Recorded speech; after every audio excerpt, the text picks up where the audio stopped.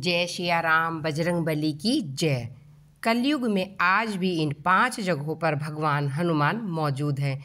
शास्त्रों में और वेदों में भगवान हनुमान को कलयुग का देवता बताया गया। कहा जाता है कि जो भक्त सच्ची श्रद्धा से हनुमान जी की पूजा करेगा उसे भगवान जरूर दर्शन देंगे, इसलिए इन्हें कलयुग का जीवित या जागृत देवता कहा गया है। तुलसीदास जी ने भी कलयुग में भगवान हनुमान की मौजूदगी का जिक्र किया है।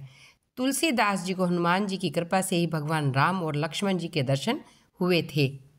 आज 5 जगह पर भगवान हनुमान मौजूद है। कहाँ जानते हैं। नंबर 1, गंधमादन पर्वत पर। इस पर्वत पर कलयुग में भगवान हनुमान का निवास है।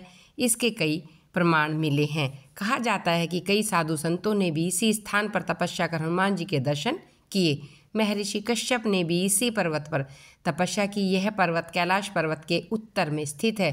भगवान राम ने अमर होने का वरदान प्राप्त किया। हनुमान जी ने इसी पर्वत को अपना निवास स्थान चुना।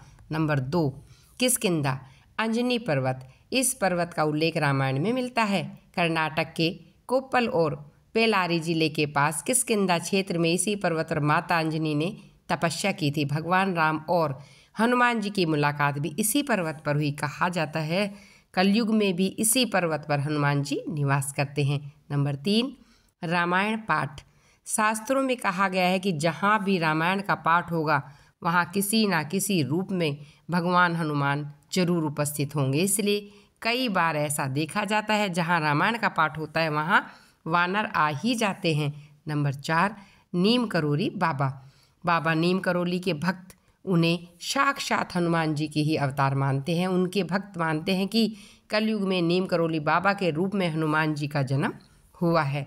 बाबा से जुड़े ऐसे कई चमत्कार हैं जो भगवान हनुमान जी से जुड़े हैं। नंबर 5, राम भक्त। भगवान हनुमान केवल अपने भक्तों को नहीं बल्कि राम भक्त के मन में भी बसते हैं। रामायण में उल्लेख मिलता है जब भगवान राम पृथ्वी लोक का परित्याग कर रहे थे तब उनके साथ भक्त हनुमान भी जाना चाहते थे, लेकिन राम जी ने कहा जब कलयुग का समय आएगा और धर्म का खात्मा होगा तब जो राम भक्त होंगे तुम उनके दिलों में रहना। इसलिए राम भक्तों के दिलों में सदा हनुमान जी विराजित होते हैं। वही है वही जो राम साची राखा, को करो तर्क बड़ा माई साखा। हनुमान जी इस कलयुग के अंत तक अपने शरीर में ही रहेंगे। वे आज भी धरती पर विचरण करते हैं। वे कहाँ रहते हैं, कब कब कहाँ कहाँ प्रकट होते हैं, उनके दर्शन कैसे और किस तरह कर सकते हैं, हम यह आपको बताएंगे, जिसे जानकर आप सचमुच चौंक जाएंगे। हनुमान जी हमारे बीच इस धरती पर शरीर मौजूद है। किसी भी व्यक्ति को जीवन में श्री राम की कृपा के बिना कोई भी सुख सुविधा प्राप्त नहीं हो सकती। श्री राम की कृपा प्राप्ति के लिए हमें हनुमान जी को प्रसन्न करना ही पड़ता है। उनकी आज्ञा के बिना कोई भी श्री राम तक पहुंच नहीं सकता। हनुमान जी की शरण में जाने से पहले सभी हम हनुमान जी की शरण में जाते हैं।